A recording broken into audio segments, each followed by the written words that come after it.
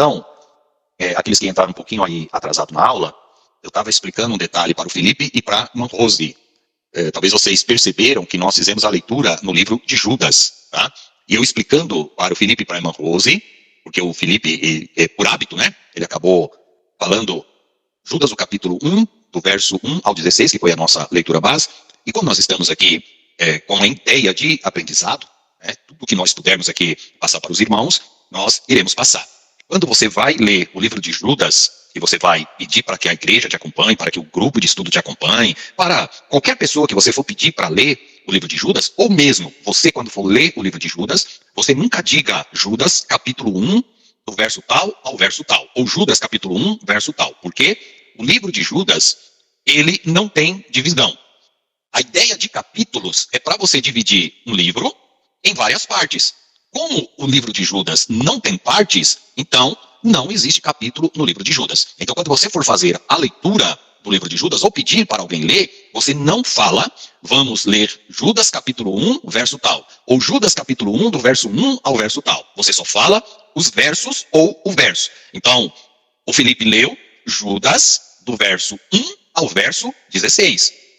Eu pedi para ele, Felipe, leia Judas, do verso 1 ao verso 16. Se eu fosse pedir para vocês fazerem aí uma consulta, num verso de Judas, eu diria o seguinte, irmãos, leiam o verso 1 de Judas, leia o verso de 1 a 3 de Judas, leia o verso 17 de Judas. Vocês estão percebendo que eu não falo Judas capítulo 1 do verso tal ao verso tal. Tudo bem? Amém. Sim, amém. Amém. Isso, ótimo. Então, nós vamos fazer a nossa revisão da nossa aula.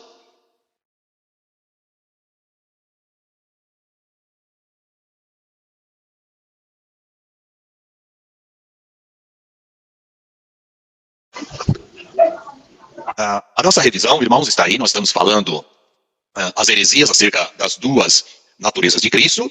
Essas aulas já estão postadas lá no YouTube, para quem quiser verificar, tirar as dúvidas de novo, para aqueles que não puderam assistir a aula presencial, via a plataforma, está lá disponível, tanto a aula de quarta-feira passada, como a aula de segunda. E eu disponibilizo para vocês também um resumo através desses slides. Então, o slide que os irmãos estão vendo aqui, está lá no grupo, tá? Então, você quer fazer aquela revisãozinha básica, no ônibus, na hora do almoço, sei lá, um momentinho que você está aí, para você não ter que ler o livro, para você não ter que assistir a aula novamente, dá uma clicada aí no teu zap, ou melhor, no zap lá, do nosso grupo da FATEBE, e vocês têm acesso a esses slides, e vai refrescar a memória e vai fixar aí melhor o conteúdo, tá? Então, nós disponibilizamos aí as várias formas e utilizamos aí os vários métodos para vocês poderem ter acesso a um bom material e, consequentemente, reforçar o ensino e estruturar na mente de vocês a sequência das disciplinas.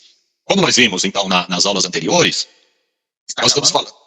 Opa, estou gravando, viu, pastor Paulo? Obrigado. Lembre-se, o pastor Paulo, pedi para ele, estou pedindo aí para todos vocês, caso o pastor Paulo se esqueça, lembre-se, essa perguntinha que o pastor Paulo fez aí, não tenho medo de interromper, eu estou falando aqui, já faço igual o pastor Paulo, nem pede licença, nem levanta a mãozinha, já entra aí, está gravando a aula, porque uma outra vez, uma oportunidade ou outra oportunidade aí, nós deixamos de gravar a aula, e aí já foi, né, irmãos? Não gravou, não tem como recuperar a aula, pois a plataforma só grava se você clicar aqui no botãozinho para gravar, não é gravação automática, tá bom? Então sempre eu agradeço aí o pastor Paulo, e qualquer um aí que me lembrar, eu vou agradecer também, independente se eu esteja gravando ou não, lembrado ou não, mas é uma forma da gente garantir que a aula vai ser gravada aí para vocês, tá? Então, as duas naturezas de Cristo, que é a divina e a humana, em 325, é um pano de fundo rápido aqui, tá? Constantino, o imperador, e determinou que o cristianismo não fosse mais, que a igreja de Cristo não fosse mais perseguida, vocês vão aprender essas questões na história da igreja, ele convocou o concílio de Nicéia para trabalhar, para discutir essa questão das duas naturezas de Cristo. E irmãos, nesse concílio foi abordado, foi questionado, foi pautado o tema das duas naturezas de Cristo. Hoje, como eu disse para vocês, para nós é simples falar da natureza humana e natureza divina de Jesus. A expressão 100% Deus, 100% homem, para nós está muito claro. Mas, sempre eu recordo vocês, que foi uma batalha gigantesca para que essa doutrina ela ficasse firme enquanto doutrina fundamental da fé cristã. Ninguém pode mexer nessa doutrina sem incorrer no erro de tornar-se uma seita. Qualquer um que mexa nessa questão das duas naturezas de Cristo, ou tira a sua humanidade, ou tira a sua divindade, sem pestanejar, pode considerar seita ou heresia. Tudo bem? Então, sempre é essa ideia aqui. Cristo possui duas naturezas completamente distintas em uma única pessoa, a divina e humana. As heresias aí como o arianismo, eles rejeitaram essa ideia e, portanto, eles foram refutados. Aqui tem só uma foto, né, do credo aí de Niceia, e nós vamos sempre falar desse credo quando nós falamos das duas naturezas de Cristo, né? Tanto esse credo como outros também que trabalharam essa ideia. Então, quando a gente fala credo de Niceia, essa palavra credo, significa uma assembleia, é uma reunião que é feita com teólogos para se discutir alguma doutrina. Por isso que ele é chamado de credo. O credo niceno, criado no concílio, definiu a ideia da trindade, refutou o arianismo, estabeleceu a posição oficial da igreja sobre a natureza de Deus e fortaleceu a unidade e a ortodoxia da igreja. Se não fosse esse credo, imagine, na aula passada, como nós comentamos, a quantidade de ideias que nós teríamos na igreja acerca da natureza de Cristo. A igreja ia rachar, irmãos, ela ia se fragmentar totalmente, porque ia chegar um momento que pessoas que criam e ensinavam de forma diferente não permaneceriam no mesmo ambiente. Aí o que aconteceu? Nesse credo, estabeleceu-se a doutrina das duas naturezas de Cristo, a divina e a humana. É claro que mesmo nos nossos seminários, nas nossas igrejas, escolas dominicais, estudos bíblicos, doutrinas, vai ter uma ou outra pessoa que vai escorregar nessas questões. Mas é muito mais por falta de conhecimento dessa doutrina do que a intenção de tirar uma das naturezas de Jesus, a divina ou a humana. Tem irmãos que têm dificuldade na igreja de entender a natureza de Cristo, principalmente a parte humana. Quando nós falamos que Jesus foi um homem como qualquer um de nós, com exceção sempre do pecado, as pessoas têm dificuldade de imaginar Jesus, irmãos, tendo necessidades fisiológicas, Jesus indo ao banheiro fazer as suas necessidades fisiológicas, Jesus tendo pressão psicológica, Jesus sofrendo ali dentro do seu espírito, do seu íntimo, da sua alma. Então sempre haverá pessoas que têm essa dificuldade. Mas, como eu disse, é muito mais por falta de desconhecimento do que tentar mudar a natureza de Cristo. Então, a posição oficial da igreja é essa. A natureza divina de Cristo é uma extensão e a mesma essência que a natureza do Pai. Jesus disse, eu e o Pai somos um. Quem vê a mim, vê o Pai. Na natureza humana, a natureza humana de Cristo ela é completa, mas como eu disse agora, sem pecado. A união das duas naturezas ocorre em uma única pessoa, sem confusão das naturezas ou alteração. Na fusão da natureza divina e humana, Jesus é 100% homem e Jesus é 100% Deus. Consequentemente, quando nós falamos isso, nós vamos sempre entrar na discussão da trindade. Falou da divindade de Jesus, automaticamente você está falando da doutrina da trindade. O Pai, o Filho e o Espírito Santo, lembre-se, são três pessoas e em uma única essência. Que essência que é essa que nós chamamos Deus. E aí nós temos as consequências, né, do concílio de Niceia, quando nós falamos aí as consequências, nós estamos querendo aí nos referir ao que aconteceu com as doutrinas, com aquilo que se foi falado, aquilo que se foi decidido. O que aconteceu com a igreja? Qual foi as questões relacionadas, como que isso contribuiu para a igreja? Então, o credo niceno, irmãos, ele colocou, estabeleceu a unidade e a coesão na doutrina da igreja primitiva. Na questão da política e da religião, o concílio de Niceia ajudou a definir a relação entre o Estado e a igreja. Isso nós estamos falando lá no início do quarto século, terceiro século, quando Constantino ele estabeleceu o cristianismo como a religião oficial do império, até então o Império Romano. O legado em teologia. A marcha da ortodoxia ainda significa a resolução de muitas questões. Então, quando nós falamos da natureza humana e divina de Cristo, nós ainda questionamos, pensamos, né? Ainda fica algumas questões para nós pensarmos.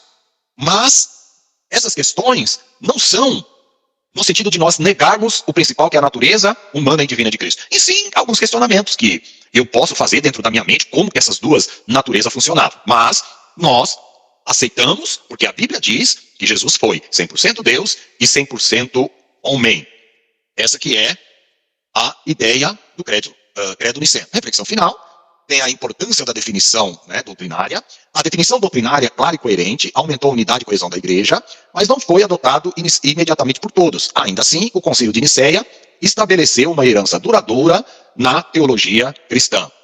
Relevância para os dias atuais. Junto com, ou com outras doutrinas e ensinamentos cristãos, a posição oficial da igreja sobre a natureza de Cristo continua a ser ensinada e discutida nos dias atuais, tanto dentro como fora da igreja. O Concílio de Nicéia continua a ter influência sobre o pensamento e a prática cristã, ou a prática dos cristãos. Agora nós vamos para um slide e nós vamos falar acerca das heresias que nós falamos. Quem perdeu a aula aí realmente confunde, né? Porque tem alguns detalhes que elas são muito parecidas, mas aqui eu só vou fazer o resumo. Quem quiser saber um pouco mais vai ter que assistir a aula da segunda-feira, onde nós destrinchamos a questão de cada uma das seitas e faltaram só duas para nós terminarmos essas duas hoje e trabalharmos os textos bíblicos para vocês verem que os apóstolos e os escritores bíblicos escreveram com um intuito, com a ideia de combater essas heresias. Isso é fundamental para você entender e ter uma boa interpretação da Bíblia. Vocês vão perceber o porquê. Então, heresias acerca das duas naturezas de Cristo. Conheça a evolução do debate sobre a dualidade de Cristo, que gerou uma série de crenças incorretas. Entenda como a cristologia tem evoluído e aprenda as lições importantes para a teologia atual. Então, o contexto histórico aí básico, ela se originou ali no século III, e quando nós falamos no século III, irmãos, não é simplesmente pensar nessas doutrinas como sendo o início delas. Toda doutrina, ela começa em um período e ela vai se fortalecendo com o passar do tempo. Isso aconteceu com todas essas ideias que nós estamos falando aqui. Começaram grupos a entrar na igreja, a pregar essas ideias, esses pensamentos, e com o passar do tempo, algumas delas foram o quê? Se firmando, se solidificando. Tá? Outros vão exatamente surgir no século II, no século III, e cada uma dessas heresias, vai ter o quê? Uma ideia um pouco diferente da outra. Ou cada uma dessas heresias vai pegar, talvez, um pensamento emprestado da outra e vai fazer algumas alterações. Isso nós vimos na aula passada e agora nós vamos ver só como resumo. Então, o Império Romano é que dominava nesse período. Tivemos aí o Concílio de Nicéia, em 325, tá, que trabalharam. Temos o Concílio de Éfeso, em 431.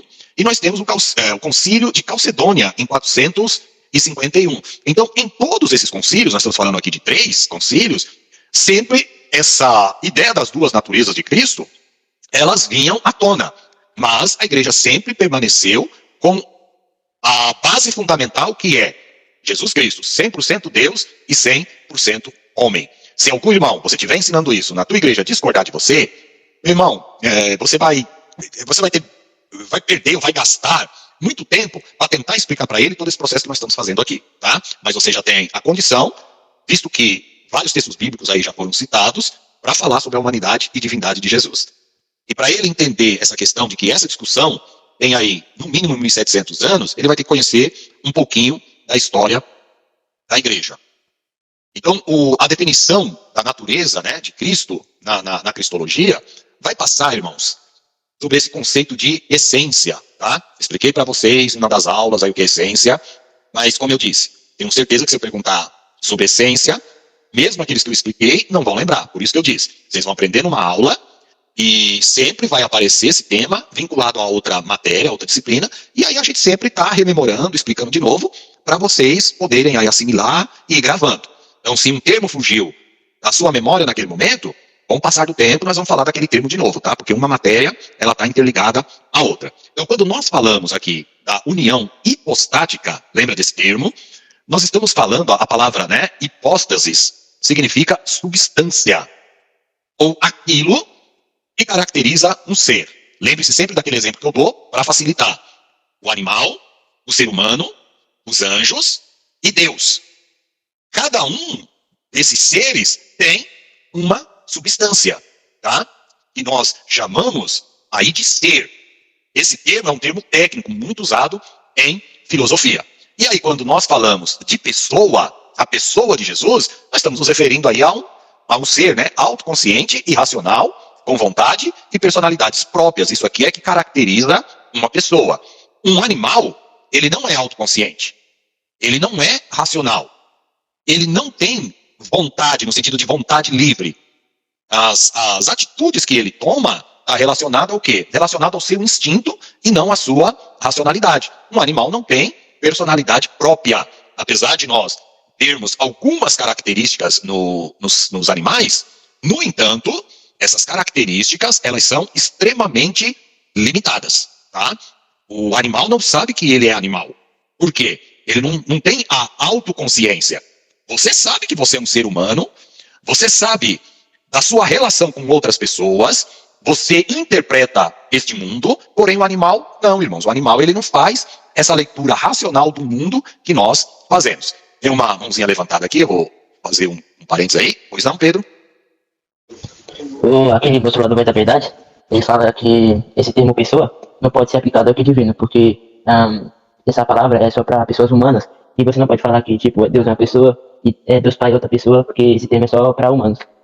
Isso, deve ser o Carlos Moisés, que é o líder, né? O pai faleceu, acredito que ele é o líder lá da Assembleia, ou melhor, da Igreja Voz da Verdade. Então, por que nós utilizamos o termo pessoa para se referir a Deus? Da mesma forma que o homem, ele foi feito à imagem e à semelhança de Deus, então o homem, ele é a imagem e ele é a semelhança de Deus. Consequentemente, nós atribuímos algumas características nossas a Deus, visto que nós somos o quê? A imagem e a semelhança dele. A pergunta que nós fazemos é: Deus, ele é autoconsciente? Sim. Sim. Vamos lá, irmãos? Sim, eu quero ouvir aí o sim de vocês. Sim, Deus é autoconsciente. O que é autoconsciente? Deus sabe que ele existe. Né? Até esse termo existe aí, né? É um termo meio complicado para se referir a Deus, mas vamos lá. Deus é autoconsciente. Deus é racional? Sim. Deus tem razão. Deus tem vontade própria? Sim. Deus tem vontade própria. Então, quando nós aplicamos o termo pessoa a Deus, nós estamos nos referindo a qualidades que Deus tem. Então, é claro que Deus, ele não é uma pessoa como o ser humano. Jamais. Deus tem vontade própria.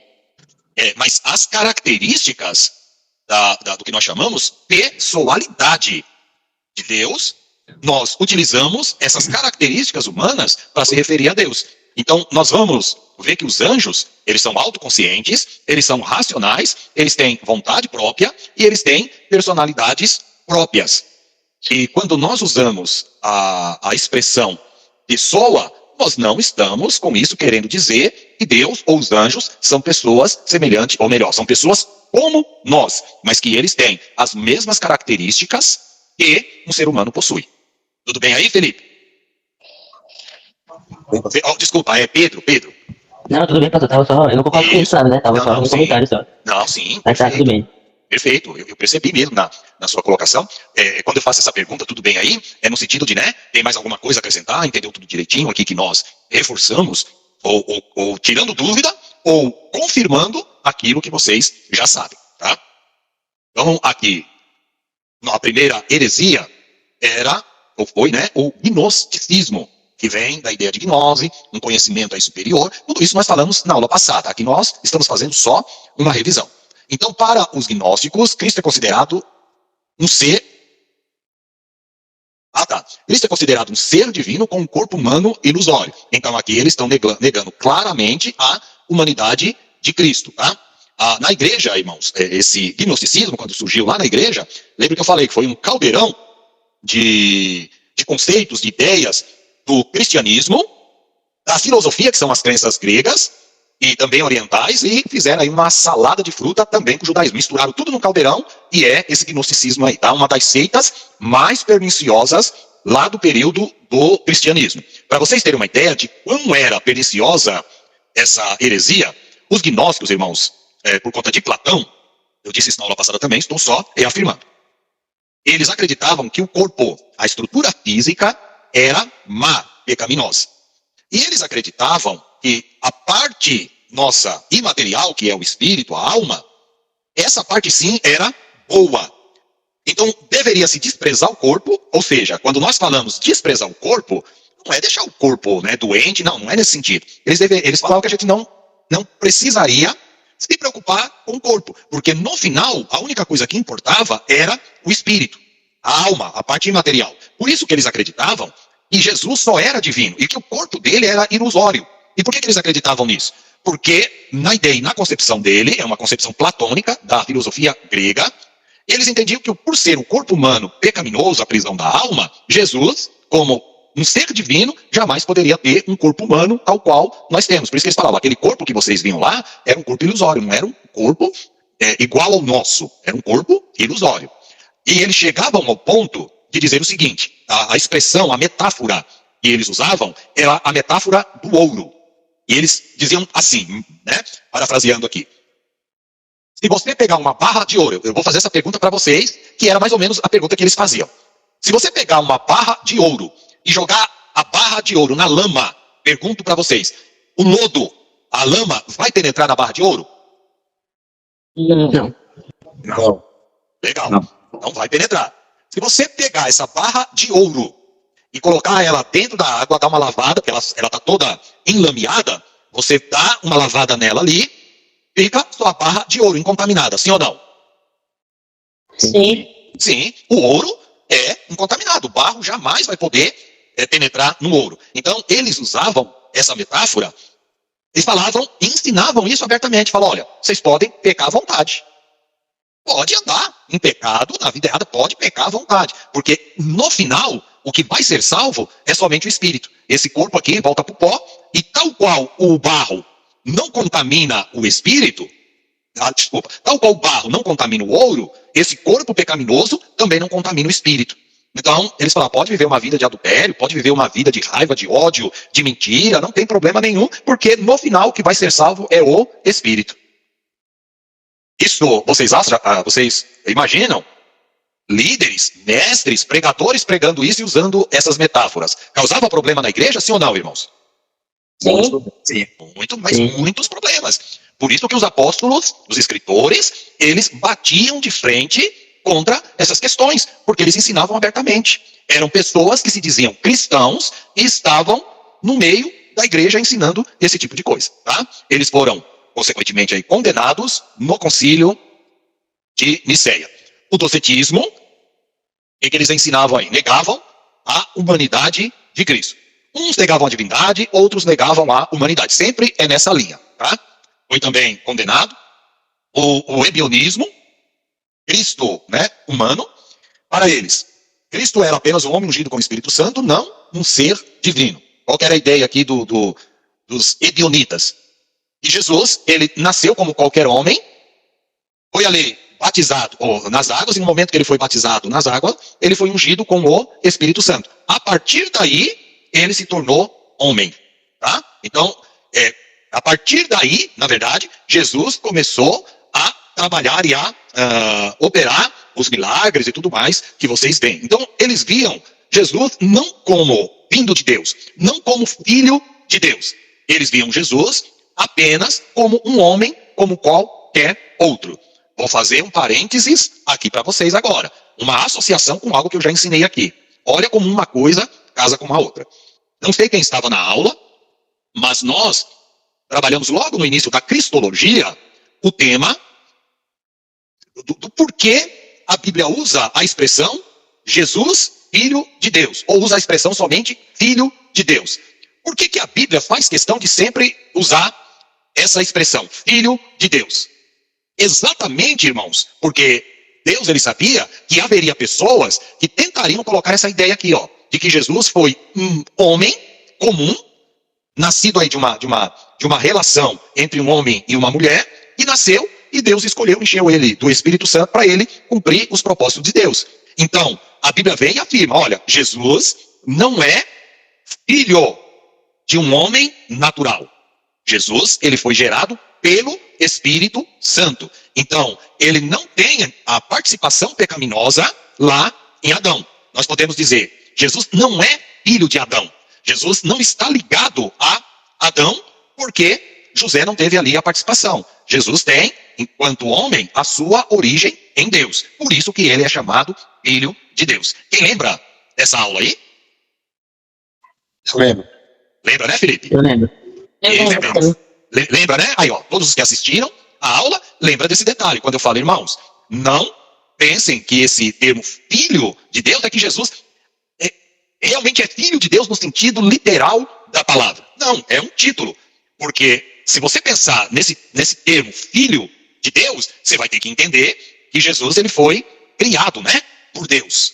E Jesus ele é eterno enquanto Deus. Mas enquanto homem, ele foi gerado por Deus. Aí usamos vários textos no Velho, no Novo Testamento, Hebreus e Salmos, nós lemos Hebreus, lemos Salmos, tu és meu filho, eu hoje te gerei. E outra vez, ao introduzir o primogênito no mundo, diz que todos os anjos de Deus o adorem. Está lá em Hebreus, no capítulo 2, verso 5 em diante, que faz uma conexão com o Velho Testamento, falando que Jesus seria chamado Filho do Altíssimo. Porque ele seria o segundo Adão, gerado por Deus, para derrotar Satanás. Tudo bem? Sim. Sim. Deixa eu fazer uma perguntinha para facilitar esse entendimento.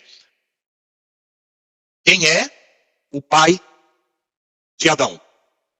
Básico. Deus. Deus. Bem, Deus. O pai de Adão é Deus. Agora, quando nós falamos que Adão ele é filho de Deus, é porque Deus o gerou. Não gerou como é a concepção humana, claro, mas gerou no sentido de ter em Deus a sua fonte. Nós não temos a fonte em Deus. Quem é que nos gerou em termos de primeiro, a nossa origem? A nossa origem é divina ou a nossa origem é humana? Divina. Pensem bem. Humana. Humana. Humana. Captou aí, Pedro? Eu pensei que vou usar a palavra predestinada para nascer, era Deus. Não, a geração física mesmo, né? A nossa origem é em Adão. Agora, a origem de Adão é em Deus. A origem de Cristo é onde? Em Deus também.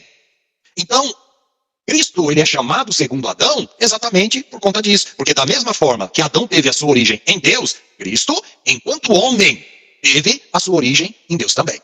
Tá? Felipe? Ô pastor, só uma dúvida só. É. Aqui na segunda epístola de João, no capítulo 1, no versículo 7 em diante, aqui João estava combatendo os gnósticos, também os docéticos. Sim, nós vamos, lembra que eu falei, nós vamos terminar primeiro as seitas e heresias, conhecer essas seitas e as heresias que eles promulgavam, depois nós vamos fazer a leitura dos versos bíblicos. Uma das epístolas que combate diretamente essas seitas e essas heresias é exatamente as epístolas de João, fora outras, tá? Partes de outra, mas nós vamos ver que João está escancarado o combate. Tanto é que o Felipe já está batendo o olho lá e já está até se adiantando.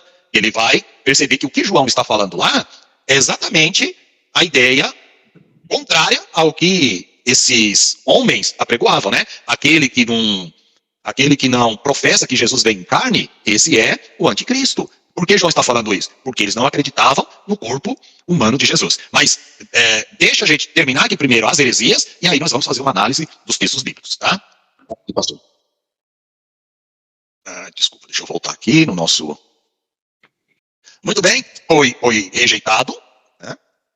Serentianismo, eles acreditavam que Jesus era parte humano e parte divino, em vez de ser totalmente divino. Olha aqui, irmãos, como cada uma das pessoas tinha uma ideia acerca dessa humanidade e divindade de Jesus. Então eles acreditavam, mais ou menos, na ideia de que Jesus era 50% homem e 50% Deus. Então, a somatória de 50% da divindade e 50% da humanidade de Jesus formava esse homem chamado Jesus Cristo. Tá? Então, eles negavam, irmãos, que Jesus, eles ensinavam que Jesus se tornou divino apenas no seu batismo, negando sua divindade desde o nascimento. Então, vocês começam agora a perceber que por conta dessas heresias que se propagava, quais são os problemas? Eu vou fazer um parênteses aqui para vocês refletirem. Vamos pegar só o caso aqui dos serentianos, que de uma forma ou outra tem a ver com as outras heresias também. Então vamos pegar só essa parte aqui. Ó. Os serentianos ensinavam que Jesus se tornou divino apenas no seu batismo. negando sua divindade desde o nascimento. Quais são os problemas que, em relação à Bíblia que vocês conseguem ver aqui? Se você, imagina assim, se você aceitasse essa ideia dos serintianos, seguidor aí de Serinto, né? Quais são os problemas que você consegue enxergar, que você enfrentaria em relação aos textos bíblicos? E quais são os problemas que você causaria nas doutrinas fundamentais aí da fé cristã? Alguém se arrisca? Que Jesus explicou antes disso? É um deles. Se Jesus, ele se tornou divino apenas no seu batismo, significa que Jesus era um homem comum. E se Jesus era um homem comum, ele teve a sua origem em pai e mãe. E se teve a sua origem em pai e mãe, ele está ligado lá em Adão e, consequentemente, a natureza pecaminosa estava dentro dele. É o primeiro. Mais alguém? Que ele não é Deus, que ele não é Deus. E ele não é Deus. Perfeito. Vamos lá, irmão Paulo. O senhor pegou essa ideia aí? Pode expandir um pouquinho mais aí o comentário do senhor, nessa mesma linha.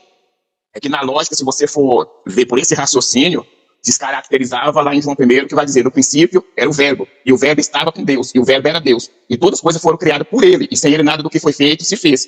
Tira aquela concepção que Jesus Cristo, antes mesmo de ter formado o céu e a terra, ele já existia. Perfeito, pastor Paulo. Você já vai mexer na questão da divindade de Cristo. E aí, irmãos, causaria um problema grave. Porque como que você pode dizer que Jesus se tornou divino no momento do seu batismo? Negando sua divindade desde o nascimento.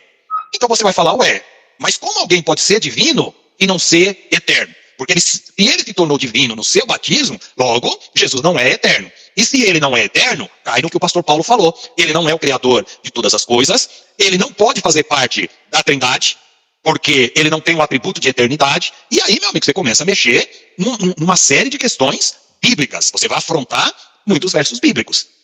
Por isso que eu digo, você mexeu numa doutrina fundamental da fé cristã, você vai arrumar uma série de outros problemas em relação aos textos bíblicos. Tá? Foi considerado, né, consequentemente, aí, uma heresia pela igreja. Arianismo. Para quem assistiu a aula ontem, quem são os arianos modernos? Qual o nome deles? Testemunho de Jeová. Testemunhas de Jeová são os arianos modernos, tá?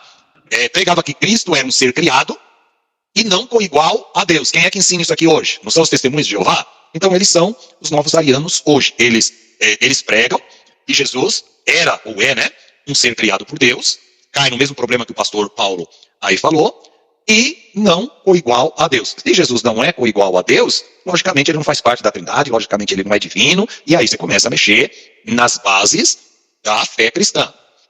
Foi condenado aí também, tá? Essa heresia. Nestorianismo. Já pensa aí, é tudo refutou a natureza ou a divindade de Cristo, mas com uma roupagem diferente. Cristo tinha duas naturezas distintas, uma humana e uma divina. Preste atenção, que eles estão falando aqui naturezas distintas. Cristo, ele tinha nele a mesma natureza, tá? A divina e a humana se fundiam em uma só. Não havia, como nós podemos dizer aqui, uma natureza divina separado da humana. Foi uma fusão. Ele era 100% Deus e 100% homem. Onde eu não consigo entender isso? Meus irmãos, nem eu consigo entender 100%, tá? Disse na aula passada que é o mesmo que você tentar entender a Trindade 100%. Você vai ter que ter essa ideia e aceitar por aquilo que a Bíblia diz. Se você for tentar fazer isso racionalmente, você não vai conseguir entender. Você tem que aceitar isso pela fé, e quando eu digo pela fé, abalizado nas Escrituras, porque as Escrituras dizem isso, tá?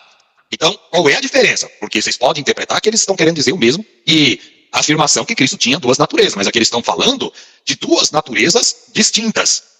É como se em Jesus tivesse uma hora que manifestasse a natureza divina nele e outra hora se manifestasse a natureza humana, tá?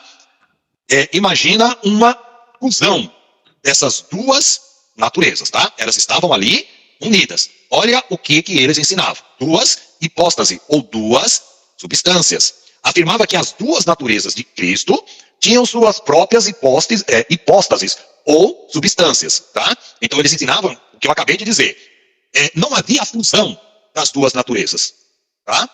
Havia dentro de Jesus duas partes. Então imagina você emendar, podemos dizer assim, duas coisas, tá? Deixa eu tentar dar um exemplo aqui. Pega aí, imagina o seguinte, você pegar duas madeirites, uma madeirite preta e uma madeirite branca, e colocar uma do lado da outra. E aí você fala, ó, as duas madeirites se tornaram uma. É o que eles afirmavam. A madeirite branca e a madeirite preta. Unificadas ali, ó, desse jeito que eu estou colocando aqui, ó. Era isso que eles ensinavam. Jesus tinha a madeirite branca, a natureza divina, a substância divina, e a madeirite preta, a substância humana. E não é isso que nós afirmamos. O que nós afirmamos pela Bíblia, que a natureza humana e divina de Jesus fizeram isso aqui, ó. Se fundiram. É o mesmo que você... Agora fica difícil eu colocar o exemplo, né, das duas madeirites. Mas é o mesmo que você conseguisse colocar uma madeirite dentro da outra ali. Tá? Se fundir as duas ali. Uma madeirite dentro da outra e elas se tornassem uma só. Tudo bem? É isso que eles não concordavam. Essa segunda ideia que eu falei. Eles ensinavam essa ideia da madeirite preta e a madeirite branca. Tudo bem, irmãos? Sim. Eu que orientei como o pastor explicar, né? Porque na física, dois corpos não ocupam o mesmo lugar, né? Exatamente. Né? Se você pegar a ideia da física, e aí nós vamos colocar, né? Esse negócio da madeirite aqui, é claro que é um exemplo. Mas se você pegar a ideia do corpo, da alma e do espírito. Se a gente pensar assim, corpo, alma e espírito. Uma coisa, irmãos, ela está ligada à outra. Quando nós estudarmos antropologia, nós vamos falar dessa questão de corpo, alma e espírito. Então vamos lá. Se eu perguntar para vocês, quantas pessoas vocês são? Uma só. Uma pessoa. Mas se nós pensarmos aqui em alma e espírito, tá? Então quando eu falar alma e espírito, vocês podem interpretar como sendo a mesma coisa, nesse momento, dicotomia, e podem interpretar também como sendo duas coisas diferentes. Então vamos pensar, para ficar melhor o exemplo, alma sendo uma coisa, espírito sendo outra, e corpo sendo outra. Tudo bem? Então vamos lá. 3, corpo, alma e espírito. Mas elas não estão fundidas de tal forma que nós somos uma pessoa. Nós não falamos que nós somos 3. Nós falamos que nós somos uma pessoa. Mas o corpo, a alma e o espírito estão fundidos de tal forma que você não consegue separar. Então isso era a natureza de Cristo. Tá?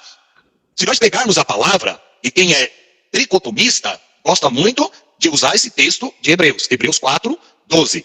Porque a palavra de Deus é viva e eficaz e mais penetrante do que espada alguma de 2 gumes, olha só, que penetra até a divisão da alma e do espírito. Se nós falarmos e perguntarmos na visão tricotomista, onde está a divisão da alma e do espírito? Alguém consegue me dizer? Não. De forma nenhuma. Não. Mas a palavra de Deus consegue. Porque corpo, alma e espírito estão fundidos de tal forma, mas ao mesmo tempo não se misturam. Está vendo que coisa linda que é essa união hipostática de Cristo? A divindade e a humanidade dele se fundiram, mas ao mesmo tempo mantinha-se, de certa forma, podemos dizer assim, separadas, tal qual no pensamento de corpo, alma e espírito. Eles estão, irmãos, aqui fundidos de tal forma que algo que afeta o teu espírito, afeta também o corpo. Algo que afeta o corpo, também afeta o teu espírito. Vamos dar exemplos aqui para ficar mais fácil esse entendimento das duas naturezas de Cristo. Eu sou um professor, irmãos, assim que eu gosto de pegar as coisas complexas, explicar de uma forma que vocês façam uma associação e consigam entender através de paralelos que a gente faz, sem cometer heresia, sem cometer erros, tal, para dar pelo menos um exemplo próximo do que era essa natureza divina e humana de Cristo.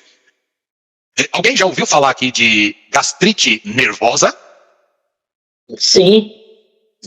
Todo mundo já ouviu? Gastrite nervosa? Sim, pastor. Ótimo. Sim. Por que ela é chamada de gastrite nervosa? Porque você, por conta da pressão do dia a dia, das pressões da vida, a tua parte emocional, ela é tão afetada e acaba vindo para a sua parte física. O emocional vem para a parte física. Só que aí vocês falam, mas o que tem a ver o nosso emocional com a nossa parte física? Pense aqui no emocional como alma, espírito. E pense aqui, nessa questão física, né? A gastrite, a parte biológica. Então, algo que afeta o nosso emocional acaba indo para a nossa parte física. Um cego, irmãos, olha que interessante. Eu vou inverter a lógica. Algo que te dá um pavor, que você fica, usamos a expressão, né? Que você fica aí com o espírito assombrado, vamos dizer assim. Um cego, se ele vê algo perigoso, cego, se ele vê, olha a expressão que eu estou usando, né? Se o cego se depara com algo perigoso, ele vê ali uma cobra, ele vê não. Ele se aproxima de uma cobra, ele não vai ter medo. Por que ele não vai ter medo? Porque ele não está vendo. Mas nós que enxergamos, nós veremos. Ou teremos medo. Por quê? Os nossos olhos levam para dentro da nossa alma, levam para dentro do nosso espírito, essa questão do medo. Então, a fusão do corpo, da alma e do espírito, eles estão tão interligados que o que fizer um afeta o outro. Mas, ao mesmo tempo, nós não conseguimos separar, pelo menos intelectualmente, racionalmente, a parte imaterial da parte material? Sim ou não? Não conseguimos separar essa ideia? Sim. Sim. Sim. Tá complicando ou tá melhorando a ideia dessa humanidade e divindade de Cristo? Melhorando. Tá melhorando, Pedro? Tá melhorando? Tá melhorando, né? Então, quando nós falamos dessa união da parte divina com a humana, é que elas, irmãos, elas se fundiram de tal forma, mas ao mesmo tempo, nós podemos racionalmente fazer essa separação. Tudo bem? Então, quando você vê, que nós podemos dizer assim, esse corpo físico é matéria. O nosso espírito, a nossa alma, não são matéria, são imateriais. Então vamos lá, nós vamos morrer. O que vai sair de nós? A parte imaterial, espírito e alma aí. O corpo não vai ficar aqui na terra? Vai ficar. O espírito vai voltar para Deus e o corpo vai para a terra. Aí sim, nós conseguimos fazer essa separação. O espírito está lá no seio de Abraão. E o corpo dele, a matéria, está lá no túmulo.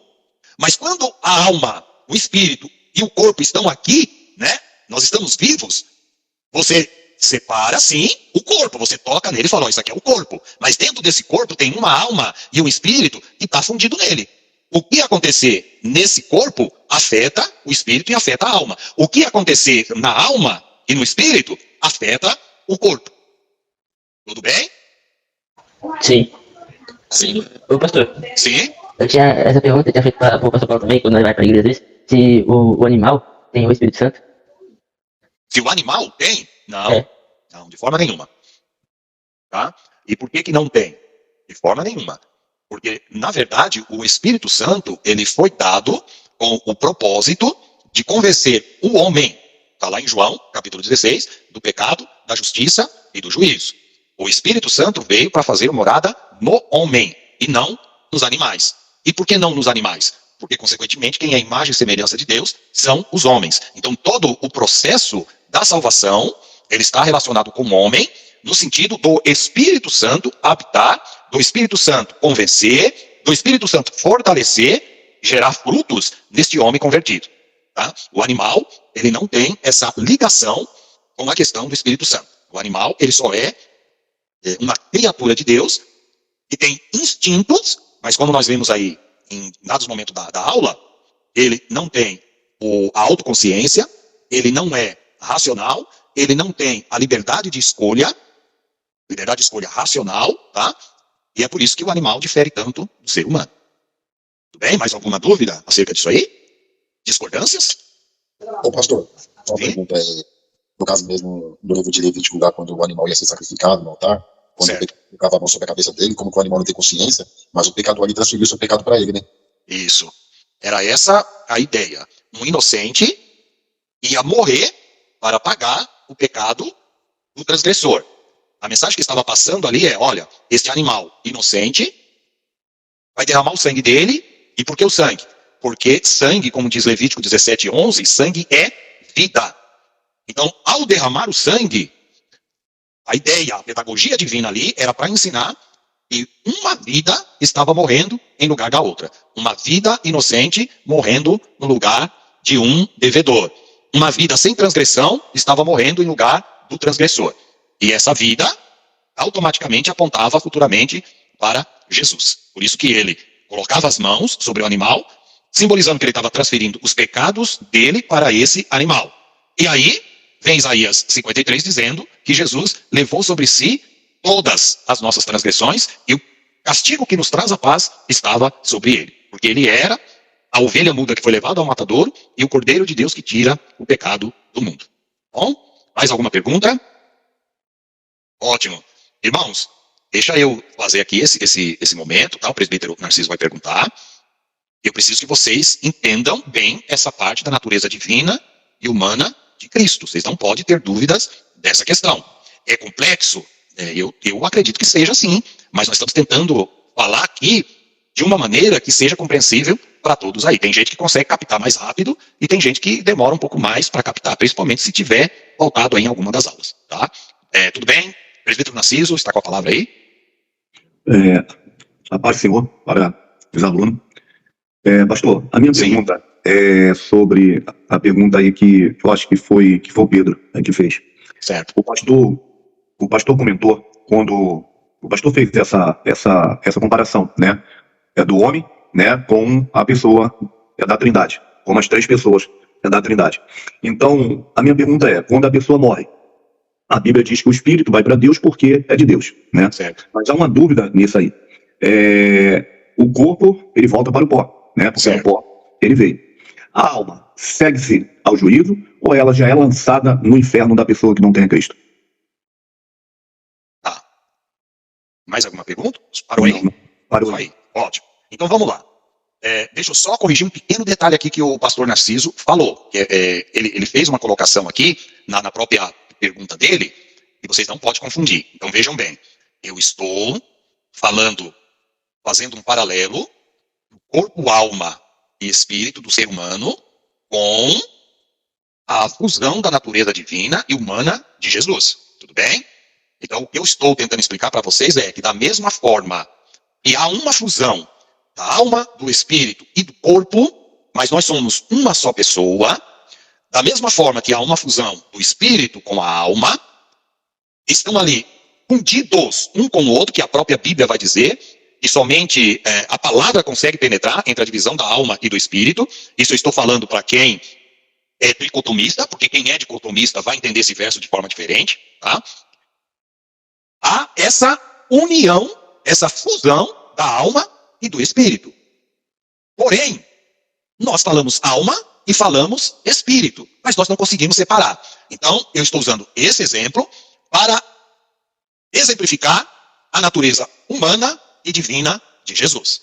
Vocês não podem confundir, e eu estou fazendo um paralelo corpo, alma e espírito com a Trindade. Tudo bem? É coisa diferente. Corpo, alma e espírito, nós jamais poderemos comparar com a Trindade. Eu só estou ajustando esse detalhe por conta da fala aqui do presbítero Narciso. Tudo bem? Ele levantou a mão de novo. Acrescentar alguma coisa? Vai lá, presbítero, fica à vontade. Não, eu só queria tirar essa dúvida, porque às vezes, até no meio do povo cristão mesmo, às vezes surge essa dúvida, né? Assim como o próprio Cristo falou para aquele ladrão que estava à direita, hoje mesmo estaremos lá no paraíso, né? Então ali dá a entender que o salvo, quando ele morre, cristão, ele já passa a reinar com Cristo, mas o ímpio, ele vai direto, a alma dele vai direto para o inferno. Isso tem algum fundamento? É isso mesmo, pastor? Tem explicação melhor para dar? Sim. Eu, presidente, eu já ia explicar essa questão, tá? Mas eu só quis deixar bem claro para vocês não confundirem a explicação que eu estou dando. Aí, ao invés de ajudar a complicar mais vocês, nunca façam associação corpo, alma e espírito com a Trindade. Isso é erradíssimo, tá? Vocês podem fazer essa exemplificação que eu estou fazendo com a natureza humana e divina de Cristo. É só para deixar isso bem claro. Vamos lá para, agora, a dúvida, na verdade, né? Essa questão colocada aí pelo pastor Narciso. O que nós devemos entender? Que há uma diferença entre os salvos em Cristo no arrebatamento da igreja, o local para onde esses salvos em Cristo irão. E quando eu digo salvos em Cristo, eu me refiro ao Antigo e ao Novo Testamento. Pensem no arrebatamento da igreja. No arrebatamento da igreja, todos irão para o trono de Deus. Habitarão com o Senhor para sempre. Enquanto não acontecer o arrebatamento da igreja, os justos, aqueles que morrem em Cristo, tanto aqueles que morrerem no Antigo Testamento, como os que morreram pós-Novo Testamento, até os dias atuais e até a vinda de Cristo, eles irão para o paraíso. Tudo bem? Então, qualquer um de nós, se falecermos hoje, para onde que nós vamos? Nós vamos para o paraíso. Que local que é esse paraíso, nós não sabemos. Porém, vejam só o detalhe. Este paraíso não é o local da habitação de Deus. Não é o destino final dos salvos. Tudo bem até aí? Tudo bem. Sim. Tudo bem, pastor Narciso? Tudo bem, todos vocês, tá? Então vamos lá. Morremos agora. Os santos do Velho Testamento que morreram. O próprio ladrão da cruz que o pastor Narciso citou. Para onde eles vão, né? Ou melhor, para onde eles foram e para onde nós, em Cristo, que morremos agora, iremos. Para o mesmo local, chamado paraíso. Tá? Muito bem. Vamos falar dos ímpios agora. Da mesma forma que nenhum dos salvos que morrem antes do arrebatamento da igreja não estão no céu onde habita o trono de Deus.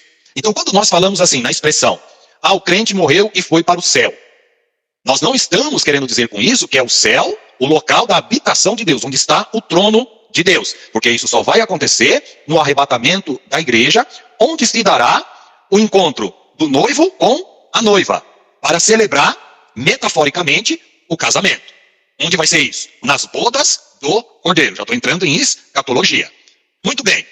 Quando nós agora falamos dos ímpios, todos os que morrem sem Jesus, todos os ímpios, eles vão para um local chamado inferno, que é diferente do Geena, lago de fogo.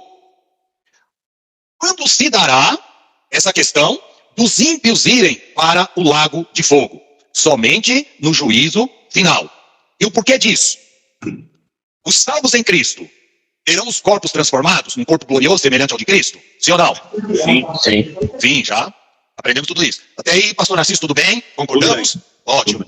Então, todos os salvos em Cristo, que morreram, né? E os que ficarem vivos, terão os corpos transformados. Ressuscitarão e terão seus corpos transformados. Os ímpios permanecerão na sepultura e eles só ressuscitarão no juízo final. E o que acontecerá no juízo final? No chamado juízo do trono branco, que está lá em Apocalipse capítulo 20. Esses ímpios, eles ressuscitarão no corpo de carne e osso, tal qual nós temos hoje, sim ou não? Sim. Sim. Sim? Todo mundo concorda? Uhum. Sim. Isso, então tá ótimo que vocês não têm dúvida quanto a essas questões. O que Paulo vai dizer em 1 Coríntios capítulo 15 é exatamente essa ideia. Que os ímpios, eles ressuscitarão num corpo ignominioso, um corpo de vergonha, que é o quê? Esse corpo pecaminoso. E eles irão para o lago de fogo nesse corpo ignominioso, de carne e de osso. Da mesma forma que nós vamos ter os justos que ressuscitarão para a vida eterna, conforme diz Daniel. Alguém lê para mim, Daniel, o capítulo 12, verso 1 e 2 aí, vai?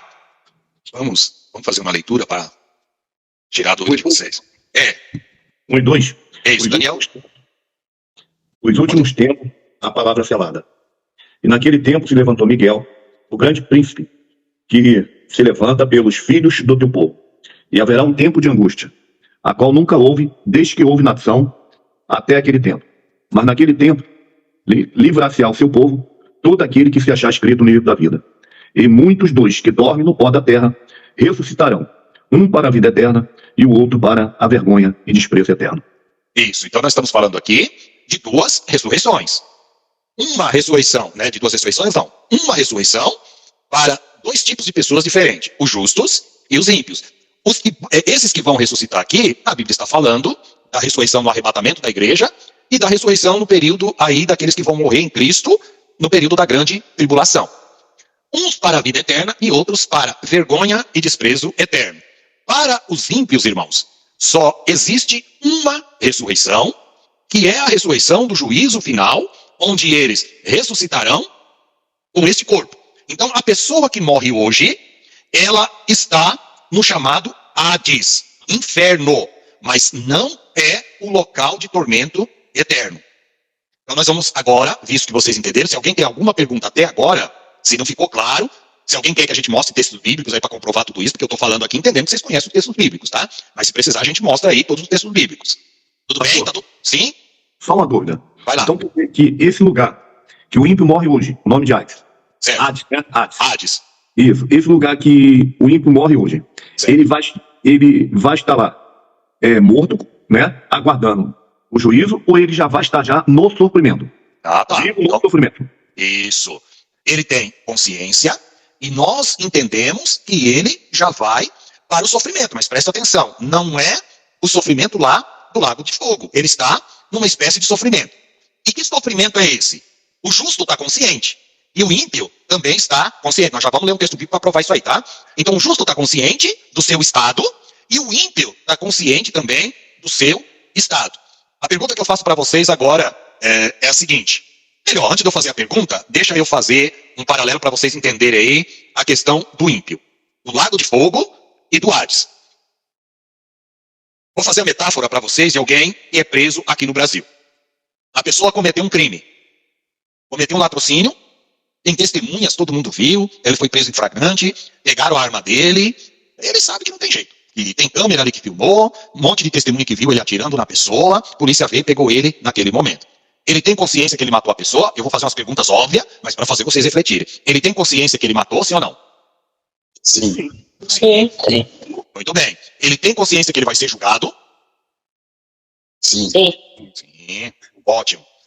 Só que tem, entre a prisão propriamente dita, entre a prisão que ele vai, podemos chamar a cadeia, né?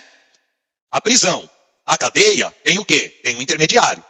E a gente chama aí nas cadeias públicas de chiqueirinho. Então, o ladrão, ele foi preso. Ele vai ser levado para onde? Para o DP. A polícia, né, os policiais que prenderam, vão levar ele para o delegado. E o delegado vai colocar ele lá, que a gente chama a expressão aí no corrozinho, que é aquela prisão temporária que tem dentro das delegacias. Tudo bem até aí? Tudo bem. Ótimo. Sim. Muito bem. O sofrimento do ladrão, ali na cadeia, qual é o tipo de sofrimento dele? Ele já tem um sofrimento ali. E qual é esse tipo de sofrimento? Pela prisão. Na prisão. Ele sabe para onde ele vai? Sabe? Sabe. Ele sabe que vai ser julgado e condenado? Sabe? Sabe. Então tudo isso aí já é o sofrimento dele. Ele está ali na prisão, está já sofrendo ali dentro da cadeia, e ele sabe que quando chegar diante do juiz, o juiz só vai decretar a prisão dele. Mas ele tem consciência que ele já está condenado. Ele só está aguardando o juízo final, onde o juiz vai decretar a pena dele. Então, quando o juiz decretar a pena dele, ele vai ser retirado dessa cadeia e vai ser levado para o presídio propriamente dito. Então, pastor Narciso e todos, a questão escatológica para esse processo, que a gente chama estado intermediário dos justos ou dos ímpios, é desta mesma forma. O ímpio, que morre hoje, ele vai para o Hades. E é uma prisão, que é o corrozinho da delegacia, e ele tem consciência que ele está longe de Deus, que aquele ambiente é um local onde Deus não habita, ele sabe que não há advogado na terra que vai conseguir livrar ele da prisão, e consequentemente ele está ali, no Hades, aguardando o juízo final. Agora, vocês imaginam a mente, o coração, o sentimento dessas pessoas que já sabem que serão condenadas e não sabem o que está acontecendo aqui na terra, mas que ele tem consciência do seu passado, da vida dele, das pessoas que ele deixou aqui na terra. Então ele tem consciência até aquele momento que ele morre. Depois que ele morre, ele não tem mais consciência do que se passa na terra. Tudo bem? Então, o ímpio o ímpio condenado é a mesma coisa. Ele morre sem Cristo. Vem o texto bíblico de Hebreus 9, 27, aos homens está ordenado morrer uma vez, vindo depois disso o juízo. Por que vindo depois disso o juízo? Porque a pessoa que morre sem Cristo, ele não vai passar por condenação. Ele já está condenado, porque o próprio Jesus disse, aquele que não crê em mim, já está condenado. E as pessoas têm essa consciência de que o local que elas estão, não há ali a presença de Deus, porque é um local de trevas. Muito bem. Todo mundo entendeu essa analogia? Amém. Isso, entenderam? Sim. Agora vamos para os textos bíblicos. Vamos provar isso com os textos bíblicos. Abram a Bíblia de vocês em Lucas, Não, Lucas não. João, o capítulo 11.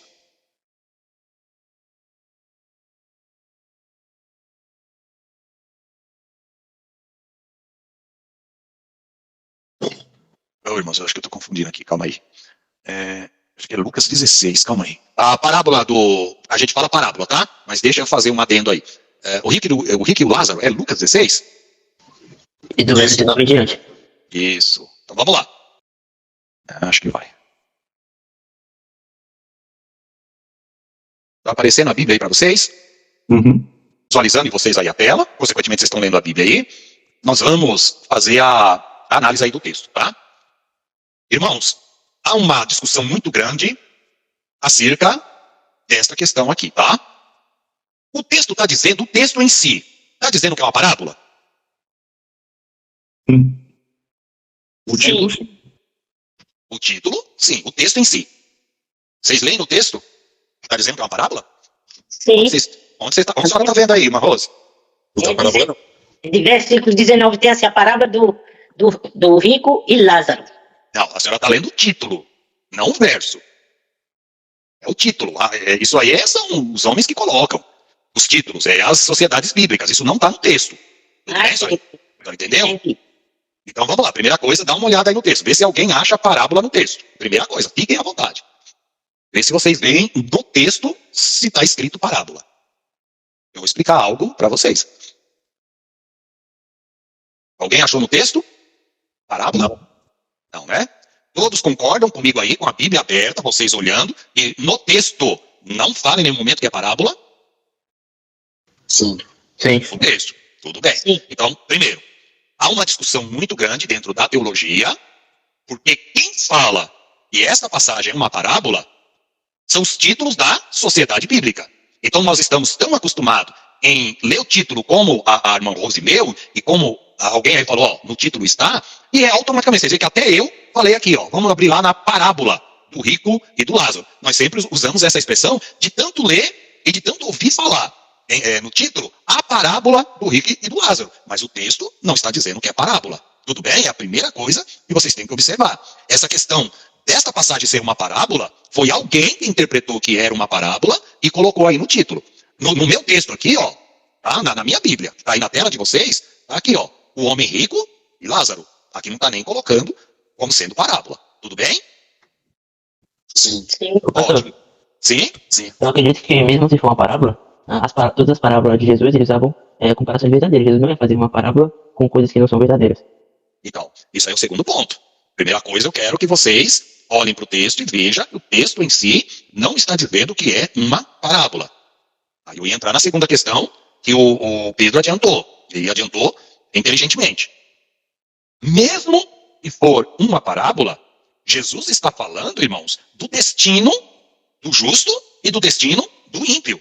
Então Jesus aqui ele não ia inventar uma história, né, mesmo fazendo uma metáfora, mesmo que esse rico não seja um rico literal, mesmo que Lázaro também não seja um Lázaro literal, que sejam pessoas fictícias que Jesus colocou, mas eram pessoas, um justo e um ímpio. Então, quando Jesus faz essa comparação, Jesus está fazendo esta comparação, mostrando o destino do justo e mostrando o destino do ímpio, mostrando o estado de quem parte dessa vida sem Cristo, ou parte desta vida sem estar justificado por Deus, e parte desta vida justificado por Deus. Então, agora, dito isso, nós podemos fazer uma análise básica da parábola. Ó, tá vendo? Como é o hábito, né?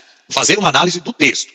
Jesus fala aí, né? Vocês conhecem bem, irmãos, não precisa eu ficar explicando detalhes. Vocês sabem que o rico era ímpio e o Lázaro era justo. Vamos ver o texto, principalmente aqui, da morte dos dois. O mendigo, o Lázaro, morreu e foi levado para os anjos para o seio de Abraão. Jesus, quando ele faz aqui essa colocação, ele conta essa história, e não necessariamente a história é parábola, pode ser uma história verdadeira, e parábola pode ser uma metáfora. Ele está falando de algo que os judeus conheciam. O que os judeus acreditavam?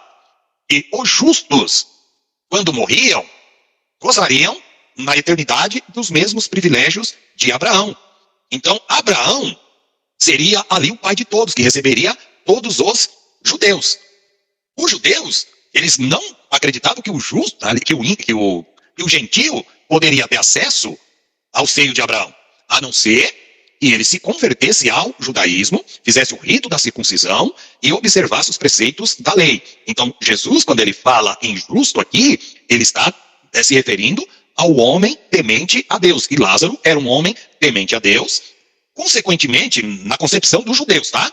Todos os justos, convertidos ao judaísmo, iriam para o seio de Abraão. Então, seio de Abraão aqui, nada mais é do que os braços de Abraão. Abraão os receberia e eles viveriam com Abraão. Os judeus, irmãos, eles não entendiam esse conceito de ressurreição que nós temos hoje, ensinado por Jesus e pelos apóstolos. Os judeus, eles acreditavam numa ressurreição corporal. Eles acreditavam que eles iam ressuscitar nesse corpo, num estado dominado e controlado pelo Messias. Lembra quando Jesus faz a pergunta para Maria, lá em João capítulo 11, quando Jesus ressuscita o irmão dela, também por nome Lázaro? Maria, quando Jesus fala, você não crê, Maria, eu sou a ressurreição e a vida? Você não crê que eu tenho o poder de ressuscitar? Maria fala, ó Senhor, eu creio na ressurreição do último dia. E essa ressurreição que os judeus acreditavam, por ensino dos escribas, ensino dos fariseus, ensino dos mestres da lei, era que os judeus ressuscitariam neste corpo e viveriam aqui sobre o governo do Messias. Jesus então pega esta ideia do seio de Abraão, que os judeus conheciam, e explica para eles como que é a questão do estado do justo e do estado do ímpio. O único que poderia explicar esta questão, quem era? O Deus encarnado. O Deus encarnado que conhecia o estado dos justos e o estado dos ímpios. Por isso que tinha que ser Jesus, uma das pessoas da Trindade, para resgatar o ser humano, para ser o mediador. Porque essas revelações, só ele poderia trazer, porque ele conhece na totalidade o mundo espiritual. Olha, uma coisa com a outra nós estamos aqui associando. Muito bem. Morreu o rico e também ele foi sepultado. E no Hades, ergueu os olhos, estando o quê? Em Tormento. tormento. Ele ergueu os olhos, estando em tormento, e viu ao longe Abraão e Lázaro. Então, este homem, ele estava consciente do estado dele? Sim ou não? Sim. Sim. Sim, ele estava consciente. Tanto é que vocês vão ver na sequência do texto. Então, ele tinha consciência do estado, tanto é que ele reconheceu quem? Lázaro. Quando nós estudarmos escatologia, sabe aquela perguntinha que todos os alunos de escatologia fazem? Lá no céu, nós vamos nos reconhecer? Eu já estou dando a deixa aqui. Ele, estando em tormentos, viu ao longe Abraão e Lázaro, no seu seio, nos seus braços. E clamando, disse, Abraão, meu pai. Então ele era judeu.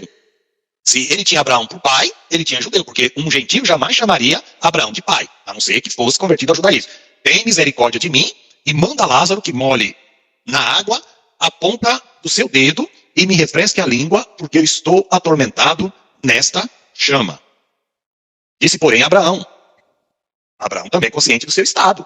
Filho, lembra-te de que recebeste os teus bens em tua vida. Olha, irmãos, se Abraão está falando para ele se lembrar, é porque havia capacidade deste homem ímpio, deste rico, se lembrar do que ele havia feito na terra, do seu estado pecaminoso. Olha aqui, ó.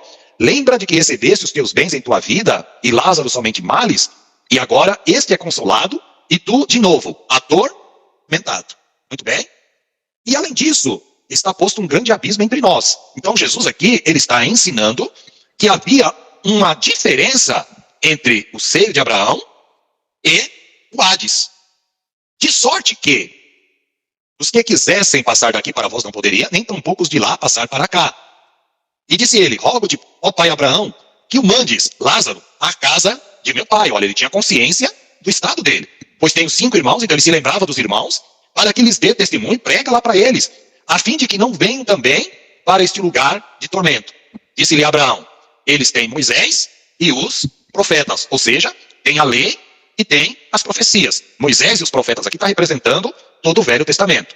E disse-lhe, não Abraão, meu pai, mas se algum dos mortos pode ter com eles arrepender-se-iam. Porém, Abraão lhe disse: se não ouvem a lei, Moisés e os profetas, tampouco acreditarão, ainda que algum dos mortos ressuscite e, consequentemente, vai pregar para eles. Então, vocês veem aqui no texto que há uma ideia de pessoas que estão ali no gozo e de que estão no sofrimento. Vem agora a nossa pergunta, que fica tudo mais fácil, né? Lázaro, nós estamos interpretando isso aqui literal, não como parábola. Lázaro é justo? Sim ou não? Sim. Abraão também é justo? Sim. Sim. No arrebatamento da igreja, Abraão e Lázaro ressuscitarão no corpo glorioso? Sim. Encontrarão com todos nós, né, conforme nos diz Paulo lá em 1 Coríntios e também em Tessalonicenses capítulo 4. Sairão deste local, tá? E a Bíblia agora chama de paraíso, porque Jesus deu esse nome agora, paraíso, e te digo, e tu estarás comigo no paraíso. Este comigo, irmãos, não significa lá no trono. Diga lá, comigo no estado de salvação, comigo no estado de bem-aventurança. Não é comigo junto a mim, tá? Só para deixar bem claro. Abraão e Lázaro ressuscitarão com corpos gloriosos no arrebatamento da igreja, e esse rico ímpio aqui, ele permanecerá onde? Lade. Quase. Hades. Tá bom? Muito bem. Toda essa questão agora, vocês entenderam. Vamos para o versículo agora do juízo do trono. Arrebatamento da igreja, irmãos, preciso eu mostrar para vocês ou não? Os textos bíblicos? Não. Corpos transformados? Não, todos vocês conhecem esses textos, né? Vamos lá. Só um adendo aí, pastor Narciso. Os testemunhos de Jeová, eles confundem muito esse termo aqui, tá? Hades, no grego, que em alguns contextos significa sim sepultura. Mas você só interpreta sepultura dependendo do contexto.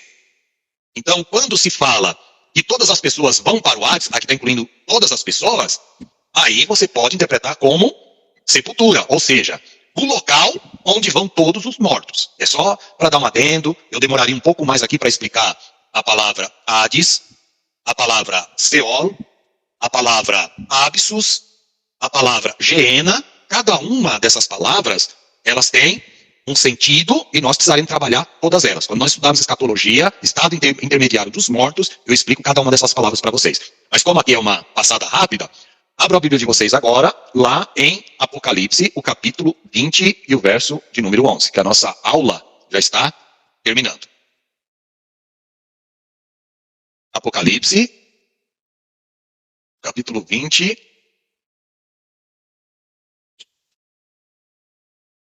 Vamos pegar.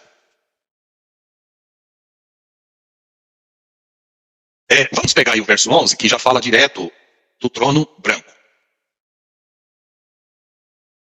Não preciso explicar para vocês, isso aí é um conceito básico, tá? Mas vai ser reforçado na matéria de escatologia. Nenhum justo passa por esse tribunal, que é o tribunal do grande trono branco, tá? Não há dúvida nessa questão, não pode haver pelo menos, tá? Esse juízo do trono branco é para os ímpios, que permaneceram na sepultura durante todo o processo. Aqui é um dos últimos processos da história da humanidade, que é o julgamento dos ímpios, tá? Nesse caso aqui, até Satanás, ele já foi julgado, já foi lançado lá no lago de fogo. E é diferente do Hades, onde estava lá o rico ímpio. Vamos aqui entender. Todos aqui estão aí com a Bíblia na mão? Apocalipse 20, 11, de olho na tela? Sim. Então vamos lá, ó. E vi um grande trono branco e o que estava sentado sobre ele, de cuja presença fugiu a terra e o céu, e não se achou lugar para eles. E vi os mortos, todos ímpios, grandes e pequenos, que estavam diante do trono. E abriram-se os livros. E abriu-se outro livro, que é o da vida. Os justos estão escritos neste livro, e os ímpios, logicamente, não estão escritos no livro da vida.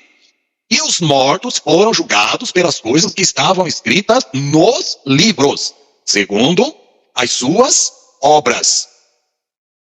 Presta atenção aqui, ó. E deu o mar os mortos que nele havia. As pessoas que morreram no mar, tá? E presta atenção nesse detalhe. E a morte e o inferno deram os mortos que neles havia. E foram julgados, cada um segundo as suas obras. Então vamos entender essa questão, tá, desse inferno aqui, ó. Lembre-se que eu falei para vocês que depende do contexto e você vai interpretar esse termo. Espera só um minutinho, irmãos, que eu estou achando o termo aqui. É que para vocês não vai aparecer, né? Deixa eu só por aqui. Nós vamos ter que passar um pouquinho da aula, do horário hoje. Tudo bem para vocês? Sim. Sim. Vamos a gente deixar essa ideia aí, tá? Só dá um tempinho para mim. Para eu poder ajustar o Apocalipse 20, 11 aqui.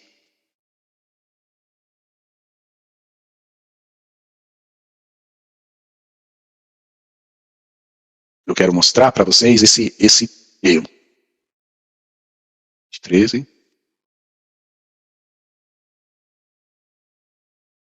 Deu mar os mortos que nele estavam, a morte e o além.